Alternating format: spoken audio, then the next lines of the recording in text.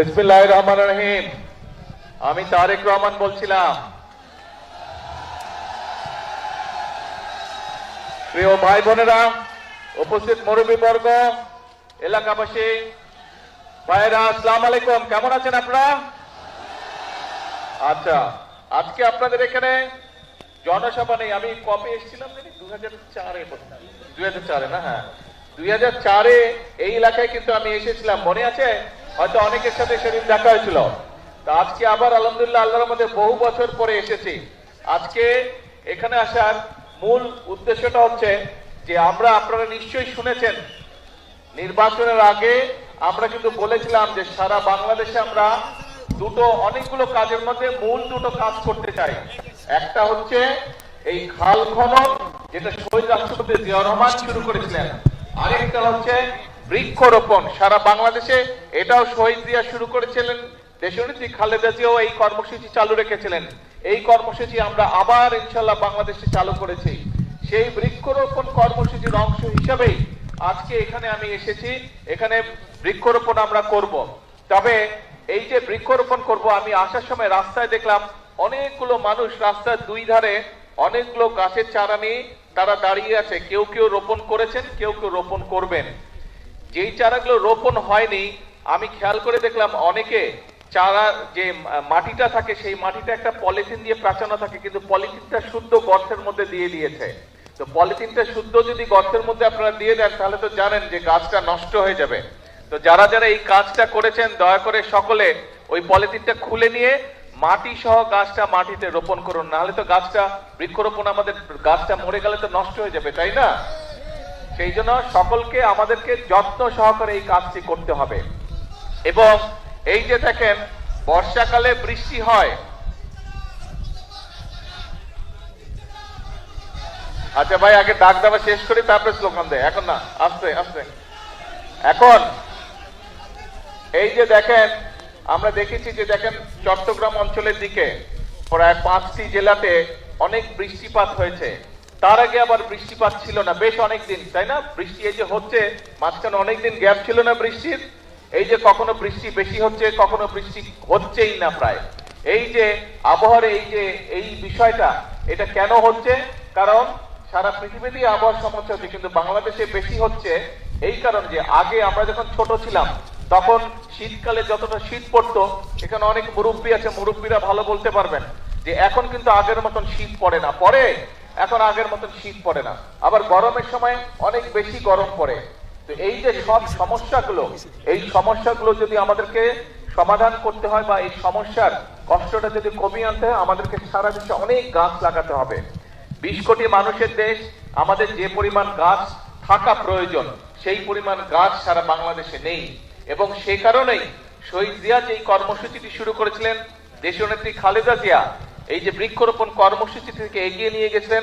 আমরাও বর্তমানে বিএনপি দেশ পরিচালনার দায়িত্বে আছে, আমরা অনেকগুলো কর্মসূচির পাশাপাশি আমাদের এই কর্মসূচিটাকেও সারা দেশে আমরা এই কর্মসূচিটা চালু রাখতে চাই। এবং ইনশাআল্লাহ আগামী 5 বছরে আমাদের পরিকল্পনা হচ্ছে যে আমরা 25 কোটি গাছ, আমরা আগামী 5 বছরে সারা দেশে 25 কোটি গাছের চারা আমরা রোপণ করব। এখন একটি গুরুত্বপূর্ণ বিষয় আছে, আজকে প্রায় এখানে 2000 গাছের চারা রোপণ করা হবে। যারা যারা যে গাছের চারাটি রোপণ করবেন, আপনাদের দায়িত্ব কিন্তু আজকে রোপণ করে চলে গেলেই কিন্তু, শুধু রোপণ করলেই কিন্তু কাজ শেষ হয়ে যাচ্ছে না।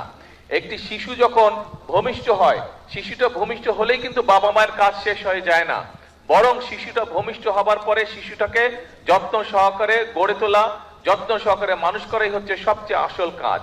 কাজেই এই গাছটা যেটা আপনারা আজকে রোপণ করবেন, এই যে 2000 গাছের চারা রোপণ করা হবে, এই গাছটা কিন্তু শিশু গাছ, আজকে শিশুর মতন এটিকে বড় করতে হবে। কাজেই যারা যারা গাছের চারাটি রোপণ করবেন তাদের কাছে আমার অনুরোধ থাকবে, এবং যেই বাড়ির সামনে গাছটি রোপণ করা হচ্ছে সেই বাড়িতে যারা বসবাস করবেন অথবা আশেপাশে যদি দোকান থাকে, প্রত্যেকের কাছে আমার অনুরোধ থাকবে, আহ্বান থাকবে যে গাছটি একটা সাইজে বড় না হওয়া পর্যন্ত দয়া করে গাছটিকে যে যতটুকু পারেন, যেভাবে পারেন গাছটিকে দয়া করে যত্ন করবেন, যাতে গাছটি বড় হতে পারে। কারণ এই গাছটি যদি বড় হয় আপনি বুক ভরে শ্বাস নিতে পারবেন। এই গাছটি যদি বড় হয়, এই গাছটি বড় হলে এই গাছের তলায় আপনি শান্তি মতন ছায়ায় বসতে পারবেন। কাজে এই গাছটি আমাদের উপকারের জন্যই হবে, শুধু আপনার না, আপনার সন্তান, আপনার পরিবার, আপনার এলাকার মানুষ, আপনার পাড়ার মানুষ সকলে এই গাছের সুবিধা পাবে। গাছটি গরমকালে যখন গাছটি বড় হবে, গরমকালে যখন বাতাস হবে গাছটিতে, সেই বাতাসের যে শান্তির স্পর্শ বাতাস সেটিও আপনি পাবেন। কাজেই আসুন, আমরা যদি আমাদের এলাকাটাকে সুন্দর করতে চাই, আমরা যদি আমাদের দেশটাকে সুন্দর করতে চাই, তাহলে অবশ্যই আমাদেরকে এই গাছের যত্ন নিতে হবে, বৃক্ষ রোপণ করতে হবে। এই বৃক্ষটি বড় হলে যাতে এই বৃক্ষের সুবিধা সকলে পায়, প্রত্যেকটি মানুষ পায়, ওই বৃক্ষের আশেপাশে যারা বসবাস করেন প্রত্যেকটি মানুষ যাতে সেই বৃক্ষের সুবিধাটা পায়, আমাদেরকে সেটাই চেষ্টা করতে হবে। আসুন, আল্লাহর নাম নিয়ে বিসমিল্লাহ বলে আমি আমার চারাটি রোপণ করছি। যারা যারা এখনো রোপণ করেননি তাদেরকে অনুরোধ করব, কিন্তু মূল কথা হচ্ছে যে শুধু আজকে রোপণ করে চলে গেলেই হবে না, গাছটির যত্ন নিতে হবে যাতে গাছটি বড় হতে পারে।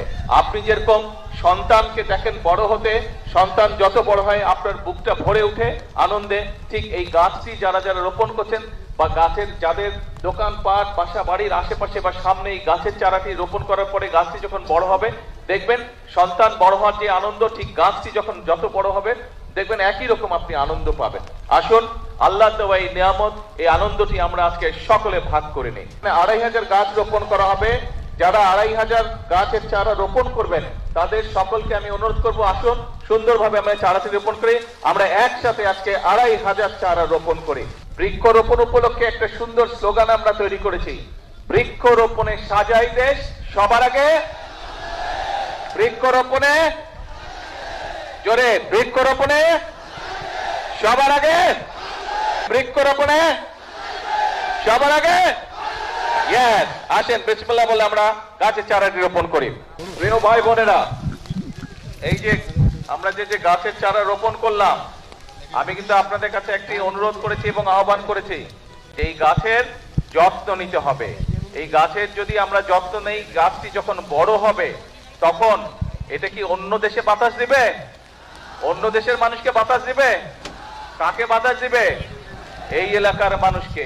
এই গাছের সুফল, যেটা সুফল আছে সেটা কে ভোগ করবে? এইটা ভোগ করবে মানুষ, এই এলাকার মানুষ ভোগ করবে। আরেকটি বিষয় আপনাদের সকলকে আমি বলতে চাই, একটি বিষয়, এই দেশটির মালিক কারা? আমরাটা কারা? এই দেশের জনগণ। এখন যেহেতু আপনারা এই দেশের জনগণ, এই দেশের মালিক, আপনি যেই ঘরের মালিক, যেই ঘরে আপনি থাকেন, সেই ঘরের যত্ন কে করে? সেই ঘরটি যদি ময়লা হয়ে যায়, কোন একটি খুঁটি দুর্বল হয়ে যায়, তো সেইটির যত্ন কে করে? ঠিকঠাক কে করে? ঘরের মালিক করে না? ঘরের মালিক করে। তো দেশটা যেহেতু আমাদের সকলের, এই দেশটার তো আমাদেরকে যত্ন করতে হবে। এই যে দেখেন খালটা, এই আমার সামনে ওইখানে একটা প্লাস্টিকের বোতল পড়ে আছে, তারপরে এখানে একটা প্লাস্টিকের বোতল পড়ে আছে। এই যে পত্রপত্রিকা খুললে আমরা দেখি বিভিন্ন জায়গায়, এই যে বর্ষার সময় এখন আমরা কি দেখি, বিভিন্ন জায়গায় পানি জমা হয়ে যাচ্ছে, হচ্ছে না? সেটি শহরেই হোক, গ্রামেই হোক, বিভিন্ন খাল বিল এগুলা বন্ধ হয়ে গেছে, পানি যেতে পারছে না ঠিকভাবে। এইটা দেখি না আমরা? এই সমস্যা হয় না? তো এখন এই যে সব জায়গায় যদি আমরা ময়লা ফেলি, আবর্জনা ফেলি, তাহলে এই খাল বিল সব ময়লা হয়ে যাবে, খাল বিল সব বন্ধ হয়ে যাবে। এবং খাল বিল যদি বন্ধ হয়ে যায়, এই খালটি যদি চালু থাকে, এই খালে যদি পানি প্রবাহিত করে, উপকারটা কাদের হবে? এই এলাকার মানুষের হবে। অর্থাৎ সারা দেশের খাল বিল যদি ঠিকঠাক থাকে, তাহলে বন্যার সময় যেরকম ক্ষতি কম হবে, পানি যেমন খালের মধ্যে থাকবে, ঘরে বাড়িতে কম ঢুকবে, একইভাবে খালের পানিও পরিষ্কার থাকবে যদি আমরা খালের যত্ন নেই, আমাদের নদীগুলোর যত্ন নেই। সেই পানি তো আমরাই ব্যবহার করি। তো সেই জন্য আপনাদের সকলের কাছে আমার অনুরোধ থাকবে, এই রাস্তা দিয়ে আসার সময় দেখলাম যেখানে সেখানে বাজার আছে, সেইখানে বিভিন্ন রকম কাগজ পত্র, পলিথিন, প্লাস্টিকের ব্যাগ, বিভিন্ন জিনিস পড়ে, প্লাস্টিকের বোতল পড়ে পরিবেশটা একদম নষ্ট হয়ে যাচ্ছে। পরিবেশ যদি নষ্ট হয়ে যায় তাহলে ক্ষতিটা কার হবে বলেন তো? কারণ এই যে ঢাকা শহরে গেলে এই বিভিন্ন পরিবেশের কারণে ধোঁয়া, গাড়ির ধোঁয়া, ট্রাকের ধোঁয়া, ইঞ্জিনের ধোঁয়া, এই ময়লা মানুষের শ্বাস নিতে কষ্ট হয়। এই গ্রামে আসলে তাও কিছুটা ভালো লাগে, তাও কিছুটা বুক ভরে শ্বাস নেওয়া যায়, কিন্তু এই আবর্জনা দিয়ে যদি সব জায়গায় ভরে যায় তাহলে তো পুরো দেশের পরিবেশ নষ্ট হয়ে যাবে। তখন ছোট বড় সব মানুষের ক্ষতি হবে, শ্বাস নিতে কষ্ট হবে, শ্বাসজনিত বিভিন্ন রকম অসুখ বিসুখ হবে। আপনাদের সকলের কাছে আমার আহ্বান, এবং এখানে আজকে মিডিয়ার ভাইরা আছেন, ভাই বোনেরা আছেন, তাদের মাধ্যমে আমি সমগ্র দেশের মানুষকে অনুরোধ করব, আসুন আমরা চেষ্টা করি যেখানে সেখানে আবর্জনা যেন আমরা না ফেলি। আমাদের কোন একটা ব্যবহার্য জিনিস ব্যবহারের প্রয়োজনীয়তা ফুরিয়ে গেল, পানি খেলাম, পানির বোতলটা খালি হয়ে গেল, আমরা যেখানে সেখানে ফেলে দেই। কোন একটা প্যাকেটে করে আমরা কিছু নিয়ে যাচ্ছি, জিনিসটা যখন বের করলাম প্যাকেটটার প্রয়োজনীয়তা ফুরিয়ে গেল, আমরা প্যাকেটটা যেখানে সেখানে ফেলে দিচ্ছি। এতে করে আমাদের পরিবেশটা নষ্ট হয়ে যাচ্ছে।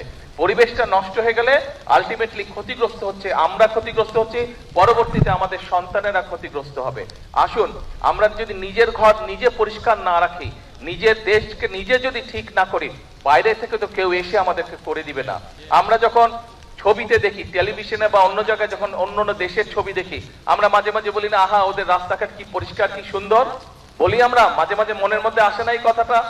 আসে এই কথাটা। কিন্তু ভাই ওদের দেশের রাস্তাঘাট তো ওরাই পরিষ্কার করে রাখে, এই অন্য জায়গা থেকে তো মানুষ গিয়ে করে না, তার দেশ সেই সুন্দর করে রাখে। আসুন না আমাদের দেশটাকে যদি সুন্দর করতে হয় তাহলে আমাদের সবাইকে চেষ্টা করতে হবে। আপনাদের বাড়িতে, একটা বাড়িতে যদি 5-7 জন মানুষ থাকে, আপনার পরিবারে তো 5-7 জন মানুষ থাকে না? এখন একজন মানুষ যদি সারাদিন বাড়ি পরিষ্কার করে আর বাকি 5-7 জন মিলে যদি সারাদিন ময়লা করে, ওই বাড়ি পরিষ্কার রাখা সম্ভব?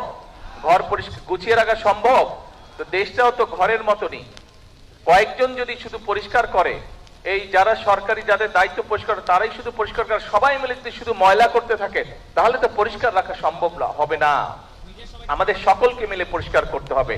যেখানে ময়লা ফেলার জায়গা, সেই ময়লাটা সেখানেই ফেলতে হবে। আমরা যদি চারিদিকে ছড়িয়ে ছিটিয়ে ময়লা ফেলি, একদিকে যেরকম দেখতে খারাপ লাগবে, আপনারা তো বাসে করে বিভিন্ন জায়গায় যান না, বরিশাল সদরে যান, ঢাকায় যাচ্ছেন, বিভিন্ন জায়গায় যাচ্ছেন, বাসে করে যখন যাবেন দেখবেন যেখানে বাজার ঘাট দোকানপাট আছে সেখানে ময়লা দিয়ে ভরা, সেখানে বিভিন্ন রকম আবর্জনা দিয়ে ভরা।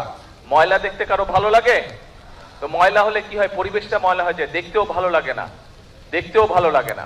তাহলে আসুন আমাদের দেশের যত্ন আমাদেরকে নিতে হবে, আমাদের দেশকে গড়ে তুলতে হবে আমাদেরকে। আমরা সবাই মিলে চেষ্টা করি, আমরা সবাই মিলে যদি সচেতন হই তাহলে আমরা আমাদের পরিবেশটা সুন্দর করতে পারবো। আমরা যদি আমাদের পরিবেশটা সুন্দর করতে পারি, আমাদের ভবিষ্যৎ বংশধররা একটা সুন্দর জায়গায় থাকতে পারবে। আমরা এইভাবে, এই যে খালের মধ্যে প্রয়োজন শেষ হয়ে গেছে, প্লাস্টিকের বোতল ফেলে দিয়ে গেছে, ওখানে আরেকটা প্লাস্টিকের পানির বোতল ফেলে দিয়ে গেছে, বিভিন্ন জায়গায় দেখবেন যে পলিথিন ফেলে দিয়ে গেছে, কাগজ ফেলে দিয়ে গেছে, ওই যে ওখানে খুব সম্ভব একটা সিগারেটের প্যাকেট পড়ে আছে। আসুন আজকে থেকে আমরা চেষ্টা করি আমরা যত্র তত্র ময়লা ফেলবো না, আমরা যত্র তত্র যেখানে সেখানে এই ধরনের জিনিসপত্র, প্লাস্টিকের বোতল, পলিথিনের ব্যাগ, আমরা এই সিগারেটের প্যাকেট, এগুলা যত্র তত্র ফেলবো না। যদি শেষ হয়ে যায়, যদি ফেলে দেওয়ার প্রয়োজন হয়, আমরা ধরে রাখবো, যখন একটি নির্দিষ্ট ময়লা ফেলার জায়গা পাবো আমরা সেইখানেই সেটি ফেলে দিব। আমরা কি এই প্রতিজ্ঞাটা করতে পারি, এই চেষ্টাটা করতে পারি কি ভাই? এই চেষ্টাটা আমরা করতে পারি? খুব কাজা। আমার পকেটে যদি হাত দেন, এই দেখেন টিস্যু বের হবে আমার পকেট থেকে। এই টিস্যু একটু আগে আমি যে মাটি নিয়ে হাত ধুয়ে, এখন এখানে তো টিস্যুটা ফেললে তাহলে তো আমি আপনাদের যা বলছি আমি নিজেই সেটা মানলাম না। সেই জন্য ছোটবেলা থেকে আমি অভ্যাস করে নিচ্ছি, যখন আমি টিস্যু ব্যবহার করি করে আমি আমার পকেটের মধ্যে রেখে দিই টিস্যুটা। আমার যে কোনো প্যান্টের পকেটে হাত দিলেই দেখা যাবে টিস্যু বের হয়ে আসতেছে, সারাদিনে সব টিস্যু গিয়ে প্যান্টের পকেটে জমা হয়। রাতে যখন বাসায় যাই, আমি রাত্রে বাসায় গিয়ে ডাস্টবিনের মধ্যে বা যেখানে ময়লা ফেলার জায়গা সেখানে আমি টিস্যুগুলো নিয়ে ফেলে দিই, সারাদিনের ব্যবহৃত টিস্যু। কাজেই আমি এই কাজটি চেষ্টা করেছি, আমি আস্তে আস্তে আমার মধ্যে এই অভ্যাসটা গড়ে তুলতে সক্ষম হয়েছি। আমরা যদি সকলে মিলে চেষ্টা করি আজকে থেকে, এই অভ্যাসটা আমরা সকলে মিলে তৈরি করতে পারবো। এবং এই অভ্যাসটা যদি আমরা প্রত্যেকটা মানুষ, এই দেশের প্রতিটি মানুষ যদি আমরা এই অভ্যাসটি গড়ে তুলতে পারি, তাহলে আমরা একটা সুন্দর পরিষ্কার একটি দেশ গড়ে তুলতে পারবো, যেই দেশের পরিবেশটা সুন্দর হবে, যেই দেশটি দেখে সবাই প্রশংসা করবে। নিজের দেশের মানুষ যেমন প্রশংসা করবে, একইভাবে বিদেশ থেকে যারা আসবে তারাও বলবে যে বাংলাদেশ একটি পরিষ্কার দেশ, বাংলাদেশ একটি সুন্দর দেশ, বাংলাদেশের মানুষ তাদের নিজেদের দেশটাকে গুছিয়ে রেখেছে, পরিচ্ছন্ন করে রেখেছে। প্রিয় ভাই বোনেরা, আজকে আপনাদের সামনে আমি কোনো রাজনৈতিক বক্তব্য দিলাম না, কারণ রাজনৈতিক বক্তব্য থেকে নিজের দেশের জন্য ভালো কিছু করাটা অনেক অনেক অনেক গুরুত্বপূর্ণ। আমি মনে করি এই যেই কথাটি আমি বলেছি, এই কথাটি, এই কাজটি যদি আমরা করতে পারি, এটি দেশের জন্য অনেক বড় গুরুত্বপূর্ণ। এটি দেশের জন্য বর্তমানে এবং ভবিষ্যতে বাংলাদেশের ভবিষ্যৎ প্রজন্মদের জন্য একটি সুন্দর সুস্থ দেশ গড়ে তুলতে আমাদেরকে সাহায্য করবে। আসুন আজকে এই বৃক্ষরোপণের দিনে, আজকের এই কর্মসূচির দিনে আমরা সকলে মিলে প্রতিজ্ঞা করি যে আমরা আমাদের স্ব অবস্থান থেকে প্রত্যেকটি মানুষ যতটুকু সম্ভব হবে আমরা চেষ্টা করব আমাদের আশেপাশের পরিবেশের প্রতি আমরা যত্ন নিব। আমরা চেষ্টা করব আমাদের আশেপাশের ঘর বাড়ি রাস্তাঘাট যতটুকু সম্ভব আমরা আমাদের অবস্থান থেকে আমরা চেষ্টা করব সেই পরিবেশটিকে রক্ষা করার জন্য, পরিবেশটিকে পরিষ্কার রাখার জন্য, পরিবেশটিকে সুন্দর রাখার জন্য। আপনাদের কাছে এই প্রত্যাশা রেখে আমার বক্তব্য শেষ করছি। আল্লাহ হাফেজ। বাংলাদেশ জিন্দাবাদ। বাংলাদেশ জাতীয়তাবাদী দল জিন্দাবাদ। আসসালামু আলাইকুম।